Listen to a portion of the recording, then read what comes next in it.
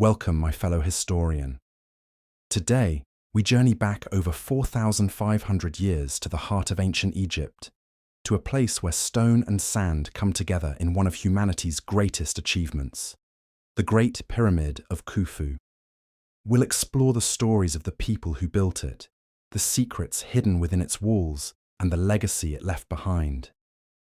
So settle in, breathe deeply, and let the mysteries of the desert gently carry you into a peaceful night. Chapter 1. Welcome to Giza. It's around 2600 BCE, and Egypt is having a very big DIY project moment. Pharaoh Khufu, ruler of the land, living god, wearer of some seriously nice linen, has decided he needs a tomb. Not just any tomb, but the biggest, boldest, most mathematically perfect tomb the world has ever seen. And where do you put something like that? On a high, flat plateau at Giza, of course. The perfect spot to show it off to everyone sailing down the Nile. From up here, the view is spectacular. To the east, the Nile winds through a patchwork of green fields, palm groves, and small villages. To the west, the desert stretches away in shimmering gold, dotted here and there with older tombs from pharaohs past. The desert is where the sun sets, and in ancient Egyptian belief, it's the land of the dead. So naturally, this is the neighborhood for a royal burial. The air this morning is fresh and cool, carrying the smell of wet earth from the floodplain. Down below, the site is already buzzing with activity. You can hear the rhythmic thud of hammers, the scrape of copper chisels on limestone, and somewhere, someone is definitely singing loudly enough for the whole plateau to hear. The workers are everywhere, pulling sledges, shaping blocks, shouting to each other in a language that sounds sharp, but somehow musical. They're not slaves, as old myths suggested, but mostly skilled labourers and farmers taking part in the project during the annual flood when their fields are underwater. Think of it as Egypt's largest seasonal job, and one with free room, board, and all the beer you can drink. The workers' village is just south of the pyramid site. It's a lively place with long rows of mud brick barracks, each packed with sleeping mats, sandals by the door, and the faint smell of sweat and bread. Lots of bread. The state's bakery churns out thousands of loaves a day, along with great vats of thick, slightly sour beer. It's not the kind of beer you'd drink at a modern pub. It's more like liquid bread, but it's packed with calories and keeps everyone fueled for the day. Everywhere you look, something is happening. Teams of men in short kilts are hauling huge limestone blocks from the quarry at the base of the plateau. They've tied ropes around each one and are dragging them on wooden sledges. Occasionally, someone pours water onto the sand in front of the runners to make the job a little easier. A trick the Egyptians figured out thousands of years before modern engineers discovered it again. Over by the riverbank, boats are arriving with finer white limestone from Tura, just across the Nile. These blocks are destined for the pyramid's smooth outer casing, which will shine in the sun so brightly that people miles away will need to squint to look at it. Further south, in Aswan, quarrymen are hacking away at massive granite slabs that will someday become the king's chamber roof, each block weighing as much as a herd of hippos. And then there are the foremen, striding about with wooden staffs, keeping teams moving in rhythm. Each crew has its own nickname painted on their sledges. Names like the Friends of Khufu or the Drunkards of Menkaure. You can almost imagine the workplace banter as they compete to see which team can haul the most blocks before the sun reaches its peak. Above it all, the pyramid itself is starting to take shape. It's only a few layers high right now, but its base is already huge, each side nearly perfectly aligned with the compass points. How did they do that without GPS? Simple. With ropes, stakes, and a lot of clever geometry. Surveyors, squinting in the sunlight, double-check angles with plumb lines and sighting rods, making sure every corner is square. You stand at the edge of the site, watching it all. The air is full of dust, laughter, and the smell of fresh-cut stone. It's loud, busy, and somehow joyful. Yes, it's hard work, but it's also history in the making. Khufu's pyramid will be more than a tomb. It's a monument to his power, a calling card to the gods, and a statement to every future pharaoh. Top this, and here at the start of the project, with the morning sun catching the first gleaming limestone blocks, you can tell they just might pull it off. Chapter 2. Life in the Workers' Village. The sun is now higher over Giza, and while the pyramid site hums with activity, the real heart of the project is just a short walk away. The Workers' Village. This is where the thousands of men who are building Khufu's monument eat, sleep, laugh, and, occasionally, grumble about their supervisors. The village is bigger than you might expect. Archaeologists have uncovered rows of long mud brick barracks, sturdy but simple. Inside, there's little more than reed mats for sleeping, a jar or two for water, and perhaps a small wooden chest for personal things. Think ancient bunkhouse, but with sand instead of carpet. The smell of fresh bread drifts through the air. It's everywhere. Huge baking complexes line the edge of the village, each with rows of round clay ovens, glowing with heat. Teams of bakers grind emmer wheat and barley on heavy stone querns, the sound of stone on stone, a constant background rhythm. The result? Thousands of thick, hearty loaves a day, enough to feed an army. Which, in a way, this workforce is. And then there's the beer, not the fizzy golden stuff of modern pubs, but a cloudy, porridge-like drink made from fermented bread. It's tangy, filling, and surprisingly nutritious. The workers drink it by the jug, breakfast, lunch, and dinner. If you're picturing tipsy pyramid builders wobbling around with blocks, don't worry. This brew is low in alcohol but high in calories, like an ancient protein shake. The workers aren't all the same. Some are full-time specialists, stonecutters, carpenters, rope makers, and boatmen, who work year-round. Others are temporary labourers, farmers taking advantage of the annual flood season when their fields are underwater. For many, this isn't punishment. It's a state service, a way to earn favour with the crown and maybe bring home a few extra goods to the family. Clothing is simple, mostly linen kilts for men and loose linen dresses for the few women who work here as bakers or brewers. Everyone wears their head shaved or cropped short to keep cool and avoid lice. A smear of scented oil or a cone of perfumed fat on the head helps with both style and sun protection. The village has its own little market. Here you might find fresh fish from the Nile, dates from palm groves, onions and garlic from nearby farms, and even small trinkets, amulets shaped like the gods, carved toys for children, or shells polished smooth. It's also where news travels fast. If you want to know whose team broke a hauling rope yesterday or who just got promoted to foreman, this is the place to overhear it. The social life is lively. When the day's work is done, men gather to share food, drink beer, and play senet, an ancient board game a bit like backgammon. You can hear bursts of laughter as someone makes a lucky move or knocks a rival's piece off the board. Musicians sometimes pass through, plucking harps or beating small hand drums, and a storyteller might draw a crowd with tales of heroic voyages or the tricks of clever gods. Medical care is surprisingly organised. There's a team of healers in the village, part doctor, part priest, who treat everything from sunburn to pulled muscles. Honey is used to clean wounds, while herbs and oils are mixed into ointments for aches and pains. Broken bones are splintered, and toothaches are treated with herbal pastes. For 2600 BCE, it's not bad at all. And then there are the festivals. The ancient Egyptians love an excuse to celebrate, and building a pyramid is as good a reason as any. When a major milestone is reached, like finishing a certain layer or hauling in a particularly massive block, the overseers might reward the crews with extra rations of meat, fruit, and yes, even better beer. From here in the village, you can see the pyramid slowly rising against the desert sky. It's a constant reminder of why they're here.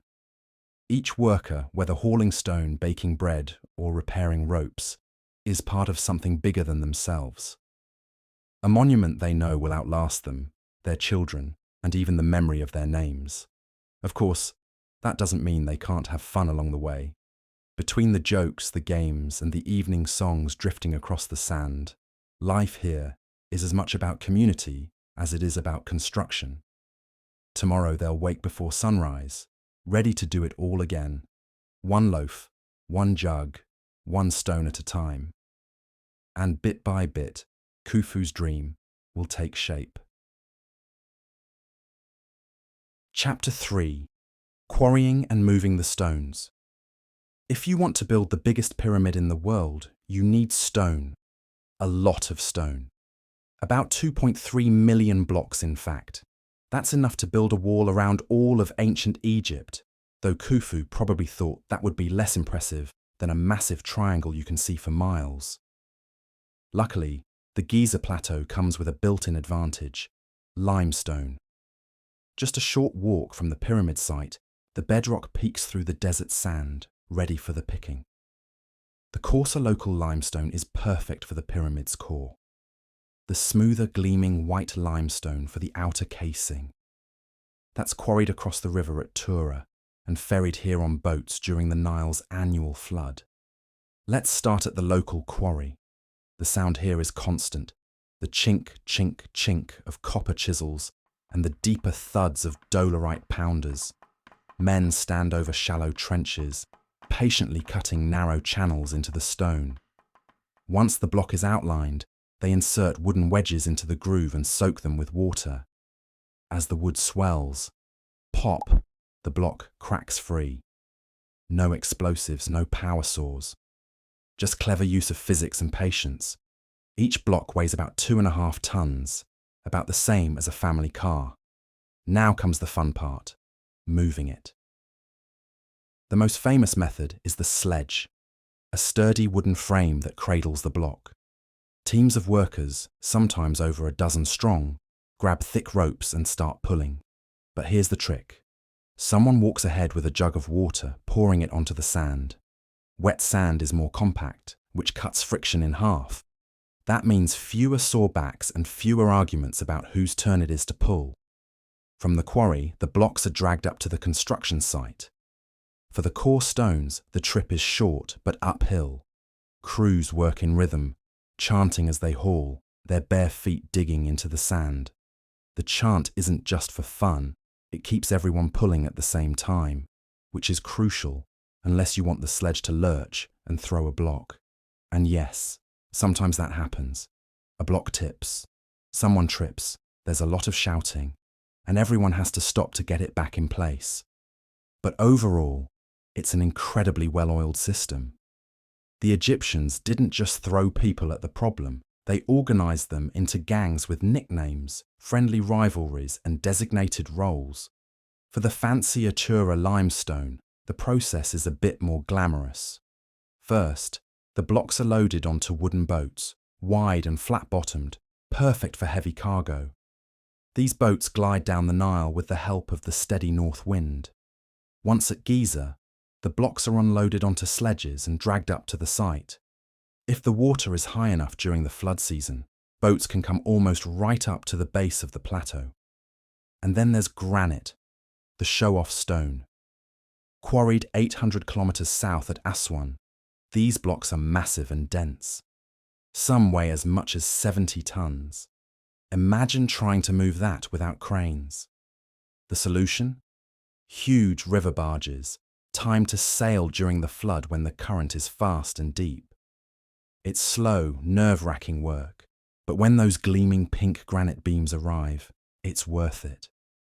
Back at the pyramid site, ramps are key. No, they didn't have giant cranes or levitation powers. They had ramps, lots of them. Some run straight up the side, others zigzag, and some theories suggest huge spirals wrapping around the pyramid. Whichever method they used, it worked. The ramps allow crews to drag each block up to its place in the growing layers, inch by inch, day after day. The overseers keep count, making sure every block ends up exactly where it should. Precision is everything. The Great Pyramid's base is almost perfectly square, with an error margin of just a few centimeters. That's the kind of accuracy that would make a modern surveyor whistle in admiration or jealousy. From a distance, the whole process might look chaotic. People shouting, ropes creaking, dust flying. But up close, it's a masterclass in ancient engineering. Every block is another step toward a monument that will stand for thousands of years. And if a little friendly competition between crews speeds things up, well, Khufu's not going to complain. By the end of the day, the quarry is quieter, the sledges are parked, and the ramps are dotted with fresh blocks ready to be set tomorrow. The workers trudge back to the village, tired but satisfied. The pyramid has grown just a little taller today. A tiny step for a man with a rope, but a giant leap for a pharaoh's legacy. Chapter 4: Building Techniques and Pyramid Design. Picture the pyramid as it stood in Khufu's imagination. Vast, gleaming, flawless. Now imagine being the poor foreman tasked with figuring out how to actually make that happen. No blueprints on a computer, no cranes, no concrete mixers, just clever math, sharp eyes, and a whole lot of rope. The starting point? A perfect square. The base of the Great Pyramid had to be absolutely level, or else the whole thing would tilt. The surveyors began by marking out the footprint using ropes and wooden stakes. But here's the impressive part. They didn't just eyeball it. They used simple tools like the merket, an ancient sighting tool, and a plumb bob to align everything with true north. And when I say true north, I mean they were off by only 3/60ths of a degree. That's better than some modern buildings. Not bad for a civilization without GPS. Once the square was set, the builders began stacking the layers, each slightly smaller than the one below. Think of it like a giant stone staircase that narrows as it climbs. Each layer is called a course, and it's made of hundreds of blocks fitted tightly together without mortar. The stones are placed so carefully that in some spots you can't slip a credit card between them. Though, to be fair, the ancient Egyptians didn't have credit cards, just taxes. Now, about those ramps. The truth is, we're still not 100% sure which type they used. Some historians imagine a single massive ramp running straight up one side. Others suggest zigzagging ramps or a spiral that wrapped around the pyramid. Whatever the design, ramps had to be sturdy enough to carry both the stone and the people pulling it. Imagine hauling a ton of limestone uphill in 40 degrees Celsius heat. The workers would have needed frequent breaks, and probably a lot of encouragement from the overseers. Speaking of precision, the pyramid's angles are a thing of beauty. The sides slope at about 51.5 degrees, which gives the structure that perfect triangular profile. Too steep, and the pyramid might collapse under its own weight. Too shallow, and it would look more like a very polite pile of rocks. Khufu's architects nailed it. They also had a bit of fun with astronomy. The pyramid is aligned almost perfectly with the 4 cardinal points: north, south, east, and west. Some believe they used the stars in the constellation Ursa Major and Ursa Minor to achieve this alignment. So in a way, the Great Pyramid is not just a tomb, but a giant star map in stone. Inside, the design is just as impressive. The core is crisscrossed with passageways, chambers, and relieving blocks. Huge slabs of granite placed above the king's chamber to spread the weight and prevent collapse. These granite beams are each about 50 tons, hauled all the way from Aswan. When you stand in that chamber, it's hard not to imagine the engineering meetings. Okay, We need to put a giant rock above this other giant rock so the top giant rock doesn't crush the bottom giant rock. Simple in theory, exhausting in practice. As the pyramid rose, workers dressed the outer casing with smooth white Chura limestone. In the sunlight, it would have shone like a beacon visible for miles, a shimmering mountain in the desert. The capstone, or pyramidion, may have been covered in electrum, a gold and silver alloy, to catch the first and last rays of the sun each day. That's the kind of detail that screams, yes, I am the ruler of all Egypt, and also, I like shiny things. Of course, all this precision required constant oversight. Teams of scribes kept records of stone deliveries, labor shifts, and progress reports. If a block arrived chipped or undersized, it didn't get used. Quality control was strict. The pharaoh's tomb was no place for sloppy craftsmanship. It's worth remembering, too, that this wasn't built by slaves in chains. Most of the workforce were skilled laborers, farmers working during the flood season, and craftsmen proud of their part in history. Their names, like the drunkards of Menkaure or Khufu's friends, were scrawled on walls in red ochre, proof that they saw the work as a point of pride, and maybe a bit of fun. By the time the final layers went on, the pyramid was not just a tomb, it was a statement, a testament to organization, ingenuity, and the sheer determination of a society that could move mountains one block at a time. At night, as the wind whistled across the plateau, the pyramid stood silent, its gleaming surface catching the moonlight. From the Nile, it must have looked like something dropped from the heavens, a perfect triangle resting on the edge of the desert. And the best part? This was just the outside. The real mystery lay within. Chapter 5. The Hidden Chambers and Secrets Inside the Pyramid. As the sun climbs high over the Giza plateau, let's take a quiet step inside the Great Pyramid itself. A journey into the cool, shadowed heart of one of history's greatest mysteries. You might expect a simple tomb, a dark room with a sarcophagus and some treasure. But the Great Pyramid is far more complex. It's more like an ancient labyrinth built in stone, designed both to protect and to puzzle. The first passage you encounter is the descending corridor, a narrow tunnel carved straight down into the bedrock. It's cool here, the air thick with the scent of limestone and dust. You can almost hear the faint echoes of the workers who carved this passage thousands of years ago, their chisels tapping rhythmically. But why carve downward when the tomb itself lies above? Because the pyramid was designed in layers, both physical and symbolic. This corridor leads to the unfinished subterranean chamber, a mysterious room left incomplete and still puzzling Egyptologists today. Was it an abandoned plan, or did it serve some secret ritual purpose? We may never know. Moving upwards, you find the ascending corridor leading to the Grand Gallery. This passageway is not just functional. It's a masterpiece of engineering and artistry. It stretches nearly 47 meters long, with a soaring corbelled ceiling that narrows as you rise, creating a sense of awe and anticipation. Imagine walking here thousands of years ago, the flicker of torchlight dancing on the smooth walls. At the top of the Grand Gallery lies the King's Chamber, built entirely of massive granite blocks, transported from Aswan hundreds of kilometers away.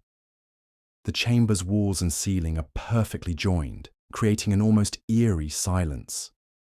Here stands the empty sarcophagus, once thought to have held Khufu himself, though his mummy has never been found. Above the king's chamber, ingenious relieving chambers reduce the massive weight pressing down, distributing it across layers of stone to prevent collapse. This architectural innovation reveals the ancient Egyptians' deep understanding of physics, even without modern science. There is also the Queen's Chamber, located lower in the pyramid.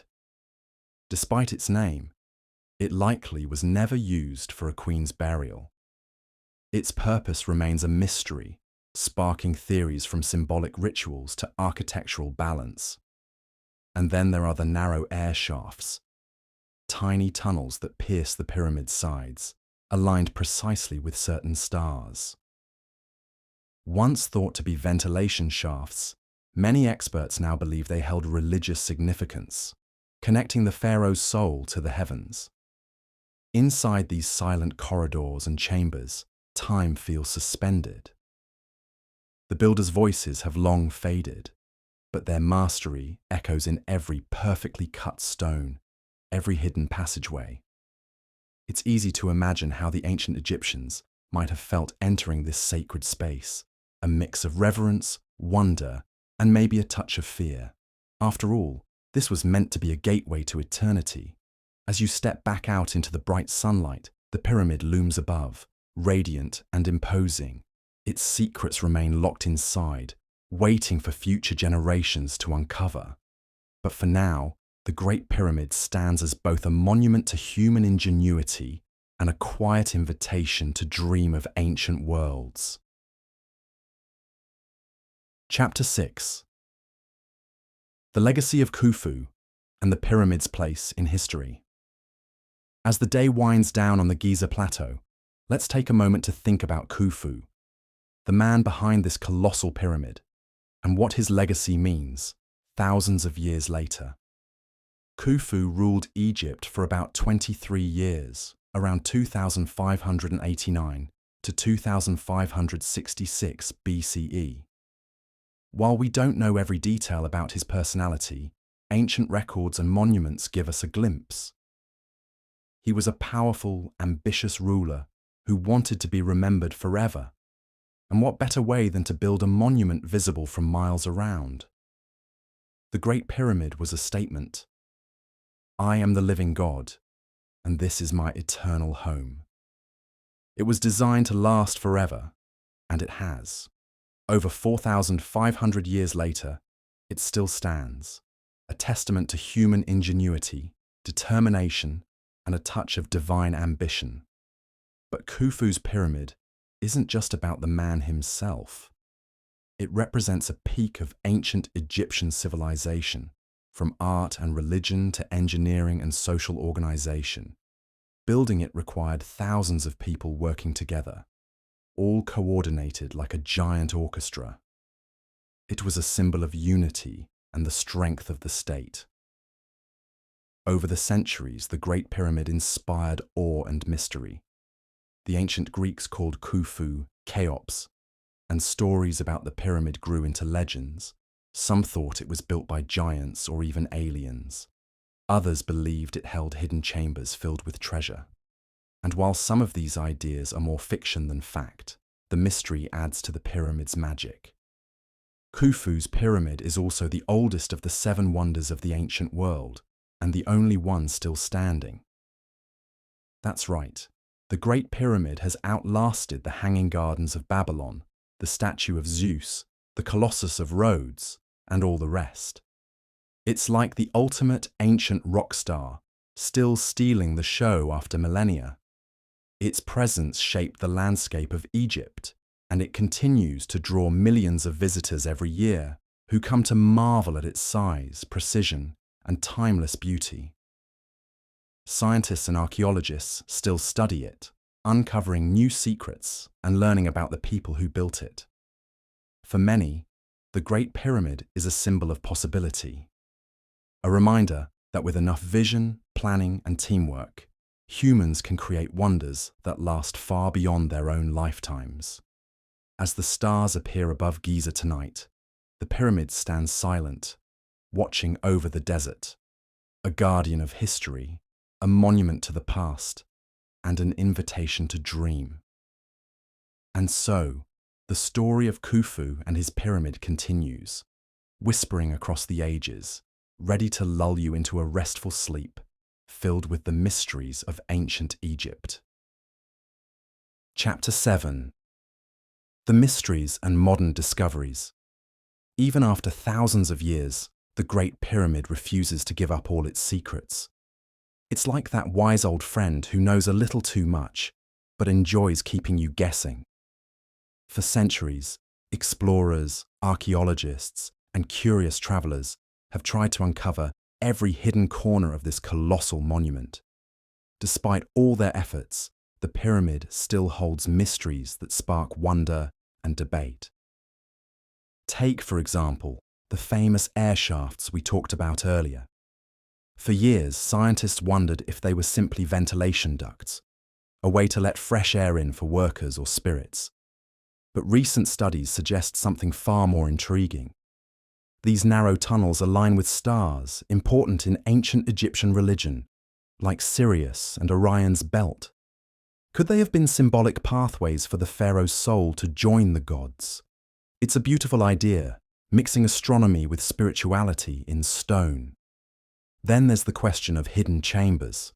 Despite numerous scans and investigations, some researchers believe there may be unknown voids within the pyramid, secret rooms or passageways still waiting to be discovered. In 2017, scientists using cosmic ray muon imaging detected a large empty space above the Grand Gallery. What it is remains a mystery. A hidden chamber, an ancient construction gap. Only time and technology will tell. Modern explorers have also been fascinated by the precision of the pyramid's construction. How did ancient builders achieve such accuracy without modern tools? Recent experiments show that with simple tools, plenty of skill and teamwork, the Egyptians could replicate the precision we see today. It's a humbling reminder that innovation isn't always about fancy technology. Sometimes, it's about clever thinking and hard work. Interestingly, the Great Pyramid's smooth, gleaming casing stones are long gone. Most were removed over the centuries to build Cairo and other cities.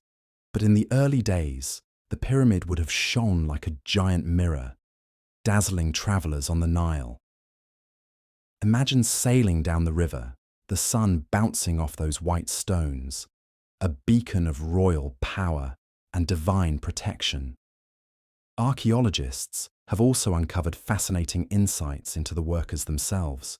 Excavations of the village revealed not only their homes, but also their meals, medical care, and social lives.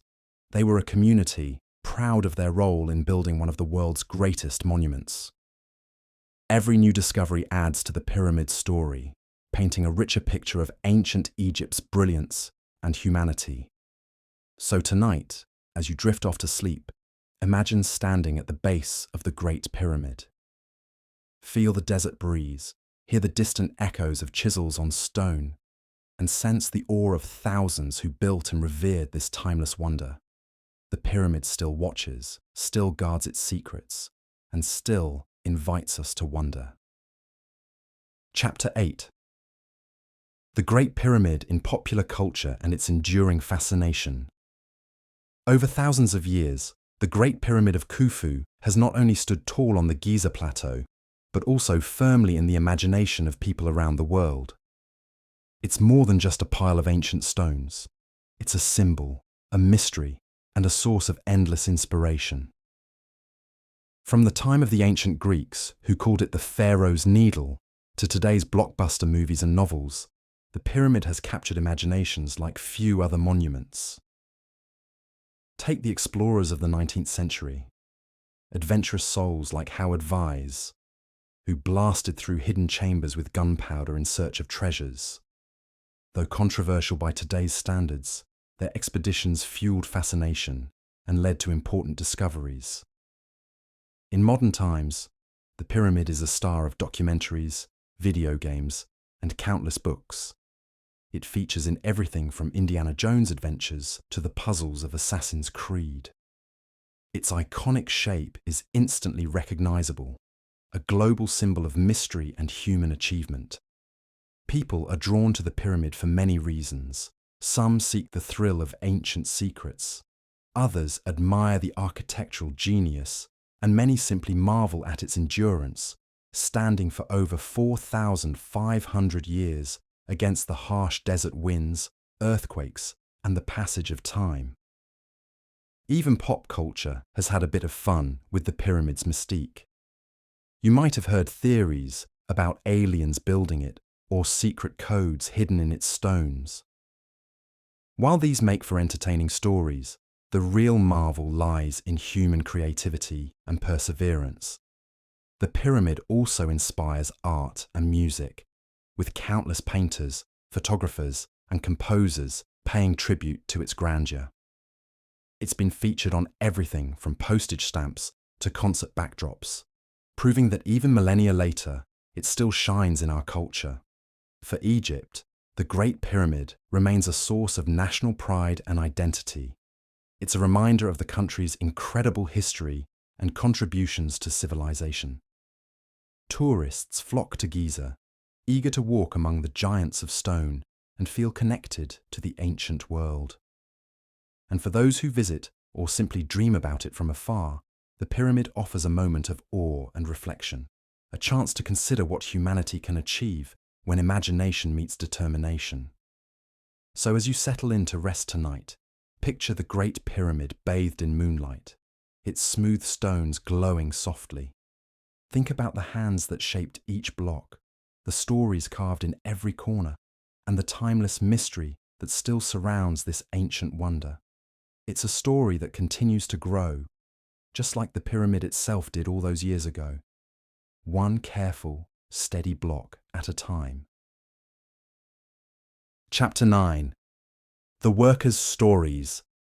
Voices from the Past. So far, we've talked about kings, stones, and secrets, but what about the people who actually built the Great Pyramid?